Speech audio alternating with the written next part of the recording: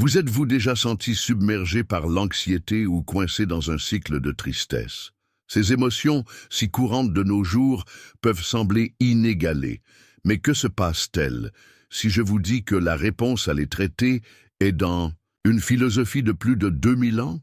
Le stoïcisme, une école de pensée qui a influencé de grands leaders et penseurs à travers l'histoire, propose des outils pratiques pour faire face à ces défis émotionnels.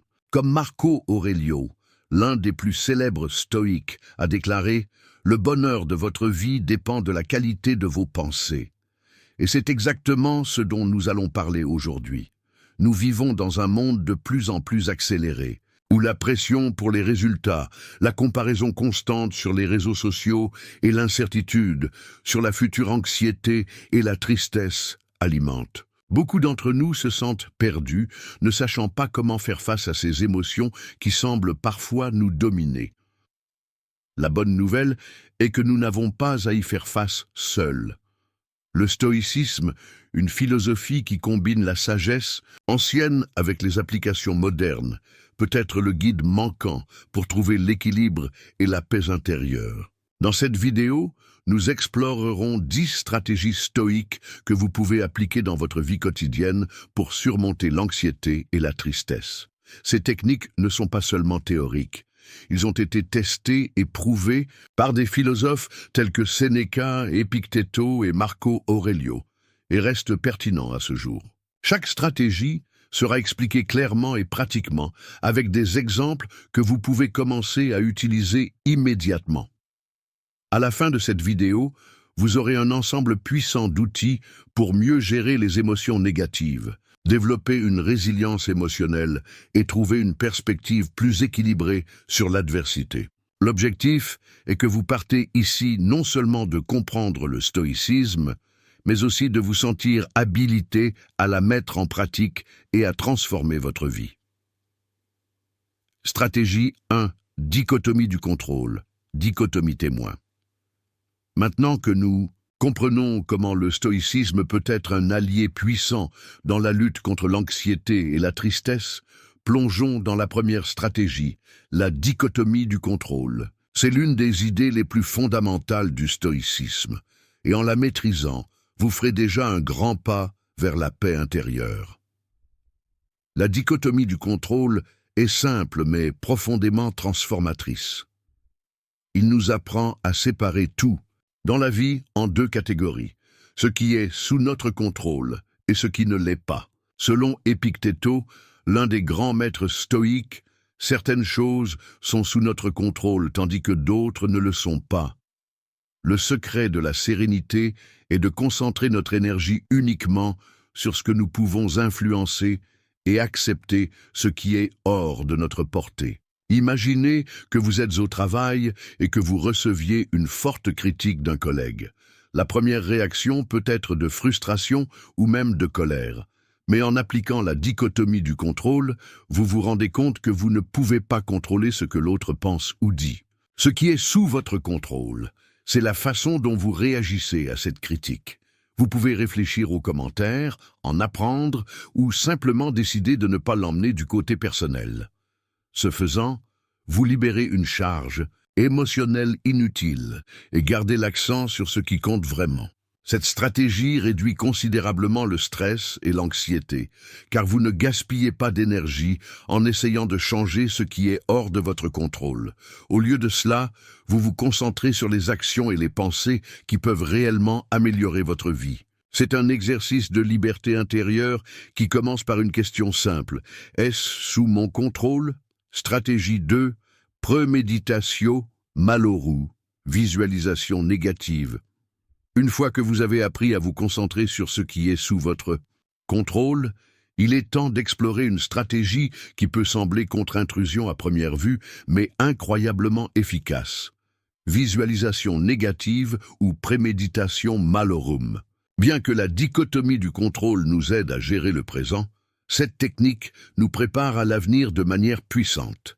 La visualisation négative est l'exercice d'imaginer les pires scénarios possibles. Cela peut sembler effrayant, mais l'objectif n'est pas de créer de la peur, mais de la préparation. Sénéca, l'un des grands philosophes stoïques, a déclaré « Que peut-il arriver à n'importe qui peut arriver à tout le monde ». En regardant les défis qui peuvent survenir, vous vous renforcez émotionnellement et réduisez l'impact de l'inattendu. Imaginez que vous avez une présentation importante au travail. Au lieu d'attendre que tout se passe bien, vous consacrez quelques minutes à réfléchir à ce qui pourrait mal tourner. Peut-être que le projecteur échoue, ou que vous oubliez votre discours.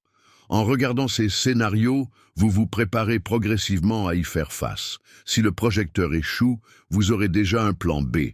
Si vous oubliez quelque chose, vous saurez comment improviser.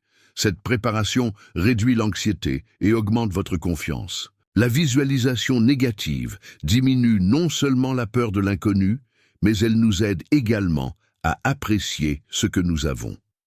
En imaginant la perte de quelque chose d'important, comme un travail ou une relation, nous avons commencé à apprécier davantage ces aspects de notre vie. C'est une pratique qui combine la résilience émotionnelle et la gratitude, ce qui nous rend plus forts et plus conscients.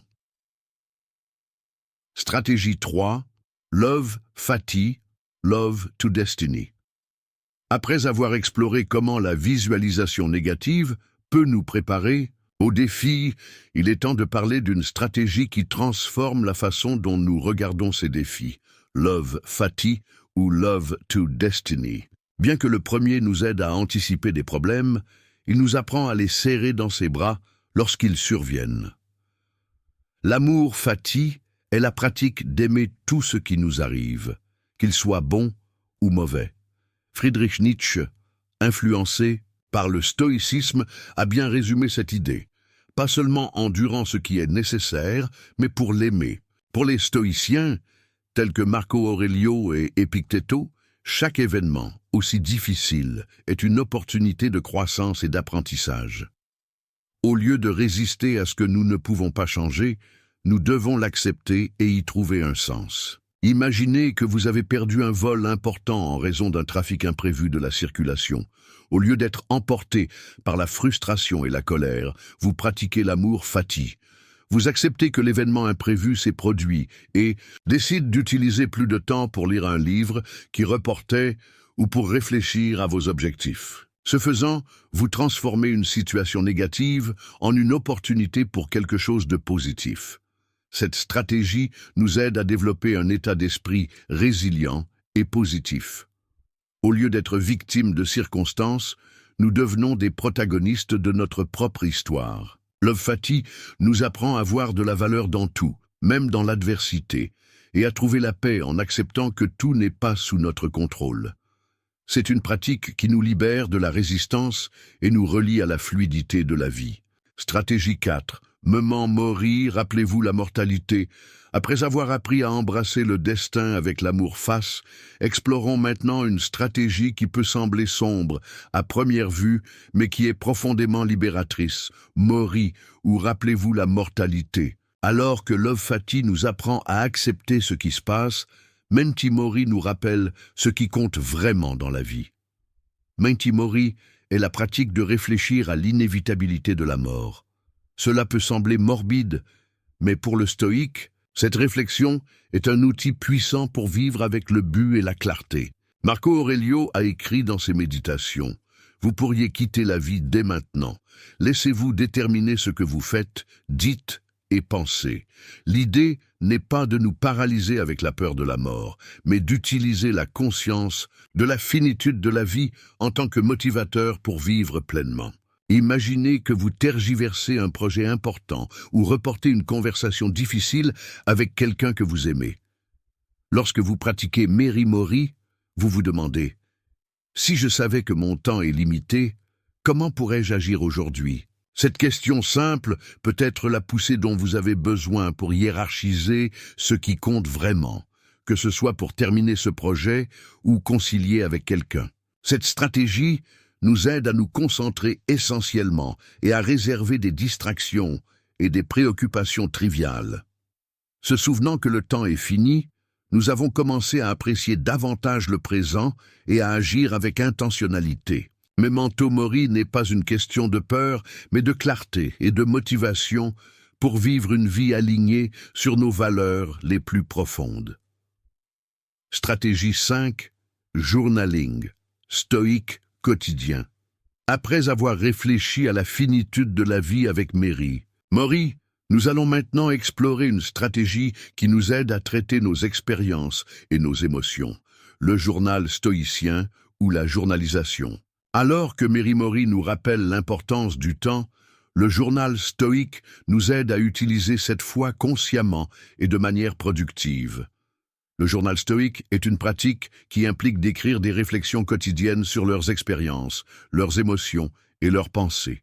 Marco Aurelio, l'un des plus célèbres stoïques, a laissé un héritage impressionnant dans son livre Méditation, qui n'était rien de plus qu'un journal personnel. Il y a réfléchi à ses actions, valeurs et défis, cherchant toujours à s'améliorer en tant que personne. L'écriture est un moyen d'organiser l'esprit, de traiter les émotions et de clarifier ce qui compte vraiment. Imaginez que vous avez passé une journée de travail difficile, pleine de frustration et de conflits.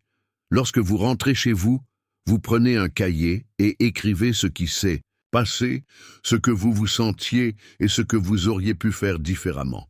Ensuite, vous réfléchissez à la façon dont ces événements s'alignent, ou non, avec leurs valeurs et leurs objectifs. Cet exercice aide non seulement à libérer des émotions négatives, mais offre également des informations précieuses pour l'avenir. Cette stratégie améliore la connaissance de soi et la gestion émotionnelle. En mettant vos pensées sur papier, vous gagnez une distance émotionnelle des problèmes et vous pouvez les voir plus clairement. De plus, le diario stoïque est un outil puissant pour suivre vos progrès personnels et célébrer de petites victoires en cours de route. Stratégie 6. Pratique de la gratitude. Pratique de la gratitude. Après avoir exploré comment le journal stoïcien peut nous aider à traiter les émotions et à gagner en clarté, parlons maintenant d'une pratique qui complète parfaitement cette réflexion, la gratitude.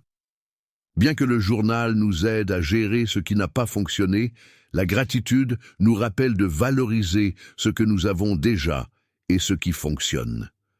Pratiquer la gratitude est l'un des piliers du stoïcisme et l'un des moyens les plus efficaces de cultiver le contentement et la paix intérieure. Sénéca, l'un des grands philosophes stoïques, a écrit « La gratitude n'est pas seulement la plus grande des vertus, mais la mère de toutes les autres. » Pour les stoïciens, la gratitude n'est pas seulement un sentiment, mais une pratique quotidienne qui nous aide à nous concentrer sur le positif, même au milieu de l'adversité. Imaginez que vous passez par une phase difficile au travail ou dans une relation. À la fin de la journée, vous consacrez quelques minutes à noter 3 choses que vous êtes reconnaissante. Cela peut être simple, comme un café chaud le matin, un compliment d'un collègue ou un moment de connexion avec un être cher. Ce faisant, vous redirigez votre attention vers ce qui fonctionne dans votre vie plutôt que de vous concentrer uniquement sur les problèmes. Cette stratégie augmente le sentiment de bonheur et réduit la tristesse, car elle nous aide à reconnaître les petites bénédictions qui passent souvent inaperçues. La gratitude renforce également notre résilience émotionnelle, nous permettant de faire face à des défis avec un état d'esprit plus positif et équilibré. Stratégie 7. Visualisation négative. Visualisation négative. Après avoir exploré comment la gratitude peut nous aider à apprécier ce que nous avons, allons maintenant plonger dans une stratégie qui, à première vue, peut sembler contradictoire, mais qui est incroyablement puissante. La visualisation négative. Alors que la gratitude nous fait apprécier le présent, la visualisation négative nous prépare à des pertes possibles, renforçant notre résilience émotionnelle. La visualisation négative, ou premeditatio malorum, est la pratique d'imaginer la perte des choses que nous apprécions. Cela peut sembler sombre, mais l'objectif n'est pas de créer de la peur, mais de nous aider à apprécier davantage ce que nous avons et de nous préparer à faire face à l'adversité. Sénéca, l'un des grands stoïques, a déclaré « Attendre le pire signifie que vous ne serez jamais pris par surprise. Cette pratique nous apprend à ne rien prendre aussi garanti et à trouver de la force même dans les situations les plus difficiles. Imaginez que vous appréciez profondément votre travail. En pratiquant une visualisation négative, vous consacrez quelques minutes à réfléchir à ce que serait votre vie si vous perdiez cet emploi. Au lieu d'être emporté par panique, vous utilisez cette réflexion pour vous préparer émotionnellement et même planifier des alternatives, telles que la mise à jour de votre programme ou le développement de nouvelles compétences. En même temps, vous commencez à évaluer davantage le travail que vous avez aujourd'hui. Cette stratégie renforce notre gratitude et notre résilience émotionnelle. En imaginant la perte de ce que nous apprécions davantage ce que nous avons et nous préparons mieux aux défis qui peuvent survenir. C'est une pratique qui combine la préparation émotionnelle avec un profond sentiment de contentement. Stratégie 8. Autodiscipline. Autodiscipline. Après avoir exploré comment la visualisation négative peut nous préparer aux défis et renforcer notre gratitude, parlons maintenant d'une stratégie essentielle pour mettre toutes les autres en pratique, l'autodiscipline. Alors que les stratégies précédentes nous aident à gérer les émotions et les pensées, l'autodiscipline nous donne le pouvoir d'agir en fonction de nos valeurs, même si c'est difficile. L'autodiscipline est l'un des piliers du stoïcisme. Épictète, l'un des grands maîtres stoïques, a enseigné que aucune grande chose n'est créée soudainement. Pour les stoïciens, la vraie liberté vient de l'auto-témoignage et de la capacité de résister aux impulsions qui nous éloignent de nos objectifs. L'autodiscipline ne consiste pas à se priver, mais à vous aligner sur ce qui compte vraiment. Imaginez que vous essayez d'adopter des habitudes plus saines, comme faire de l'exercice régulièrement ou mieux manger.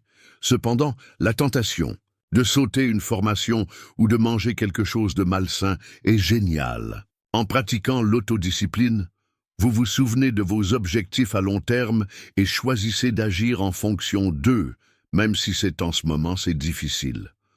Vous ne vous privez pas de quelque chose de bien, vous choisissez quelque chose de mieux pour vous-même. Cette stratégie augmente notre sentiment de contrôle sur la vie et notre estime de soi. En agissant en fonction de nos valeurs, même lorsqu'elle est difficile, nous renforçons notre capacité à atteindre nos objectifs. L'autodiscipline nous rend plus productifs, concentrés et surtout alignés sur ce qui compte vraiment pour nous. Stratégie 9, pleine conscience, pleine attention. Après avoir exploré comment l'autodiscipline nous aide à agir en fonction de nos valeurs, parlons maintenant d'une stratégie qui nous permet de vivre pleinement chaque instant, pleine attention ou pleine conscience. Alors que l'autodiscipline nous guide dans les actions, toute l'attention nous relie au présent où la vie se produit vraiment. Une attention totale est la pratique d'être complètement présente à l'heure actuelle, sans être mené par des inquiétudes concernant le passé ou l'avenir. Marco Aurelio, dans ses méditations, a écrit « Concentrez-vous sur ce qui est devant vous, une tâche à la fois ». Pour les stoïciens, vivre dans le présent est essentiel pour trouver la paix et la clarté, car c'est le seul moment sur lequel nous avons le contrôle. Imaginez que vous êtes à une réunion de travail, mais votre esprit divulgue, inquiet des délais, ou une discussion que vous avez eue le matin. En pratiquant toute l'attention, vous ramenez votre attention à ce qui se passe en ce moment, les paroles des gens, leurs expressions, leur propre souffle. Cela améliore non seulement votre participation à la réunion, mais réduit également l'anxiété et le stress. Cette stratégie réduit l'anxiété et augmente le sentiment de paix intérieure. Lorsque nous nous concentrons sur le présent, nous cessons de nous inquiéter de ce qui a été ou de ce qui n'est pas à venir. Une attention totale nous aide à vivre avec plus d'intentionnalité, à profiter de chaque instant et à trouver la clarté même dans des situations chaotiques. Stratégie 10. Vertu comme le plus haut bien, vertu comme le plus grand bien. Après avoir exploré à quel point l'attention nous aide à vivre dans le présent, nous arrivons à la stratégie stoïque, la dernière et la plus profonde, vivre selon la vertu. Alors que d'autres stratégies nous aident à faire face à des émotions et à des défis spécifiques, ils nous relient avec le plus grand but de la vie. Vivre avec la sagesse, le courage, la justice et le contrôle de soi. Pour les stoïciens, la vertu est le plus grand bien et le seul moyen d'une vie vraiment heureuse. Marco Aurelio, Sénéca et Épictéto ont convenu que la vertu n'est pas seulement un concept abstrait, mais une pratique quotidienne. Cela implique d'agir judicieusement dans nos décisions, de courage pour faire face à des défis, une justice dans nos relations et un contrôle de soi sur nos désirs et nos impulsions. Comme l'a dit Sénéca, la vertu n'est rien de plus que la raison en harmonie avec la nature. Imaginez que vous êtes confronté à une décision difficile au travail, comme dénoncer une pratique contraire à l'éthique ou rester silencieux. En choisissant d'agir avec vertu, vous priorisez la justice et l'intégrité, même si cela signifie faire face à des conséquences difficiles. Cette décision renforce non seulement son caractère, mais elle contribue également à un environnement plus juste et éthique. Cette stratégie nous donne un profond sentiment de but et d'intégrité. En vivant selon la vertu, nous devenons des personnes plus alignées avec nos valeurs et les plus capables de faire face aux hauts et aux bas de la vie avec la sérénité. La vertu est le fondement qui soutient toutes les autres pratiques stoïques, en les transformant en une vie importante et complète. Après avoir exploré les 10 stratégies stoïques qui peuvent transformer la façon dont nous gérons l'anxiété et la tristesse, nous avons atteint la fin de ce voyage. Mais comme les stoïciens nous le rappellent, le vrai travail commence maintenant, mettre ces idées en pratique. Nous avons vu comment le contrôle de la dichotomie nous aide à nous concentrer sur ce qui est sous notre pouvoir, tandis que la visualisation négative nous prépare à des défis. Nous avons appris à embrasser le destin avec l'amour fati et à valoriser le présent avec Mary Mori. Le diario stoïque nous a donné un outil pour réfléchir et grandir, et la gratitude nous a montré comment apprécier ce que nous avons. L'autodiscipline nous a guidés pour agir en fonction de nos valeurs, et toute l'attention nous a connectés au moment présent. Enfin, la vertu nous a rappelé que le plus grand bien est de vivre avec sagesse, courage, justice et auto-témoignage. Ces stratégies ne sont pas seulement des concepts philosophiques, ce sont des outils pratiques que vous pouvez commencer à utiliser aujourd'hui. Le changement ne se produit pas du jour au lendemain, mais chaque petit pas compte. Comme l'a dit une épithète, aucune grande chose n'est soudainement créée. Commencez par une stratégie, essayez de voir comment cela peut transformer votre vie. Si cette vidéo vous a été utile, assurez-vous d'aimer, de partager et de vous abonner à la chaîne pour plus de contenu comme celui-ci. Laissez dans les commentaires quelle stratégie a résonné avec vous ou comment vous prévoyez de le mettre en pratique. Ensemble, nous pouvons construire une communauté de personnes cherchant à vivre avec plus de but et de sérénité.